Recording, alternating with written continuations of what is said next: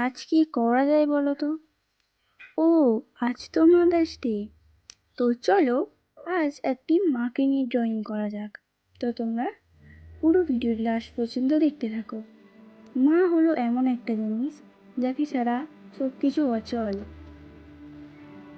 যার মা আছে তার দুনিয়াতে সব আছে।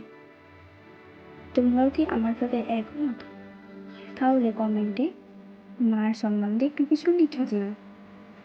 আর যদি তোমাদের ভিডিওটি ভালো লেগে থাকে তাহলে লাইক করে দিয়ে কমেন্ট করে দিও নেক্সট ভিডিওর জন্য।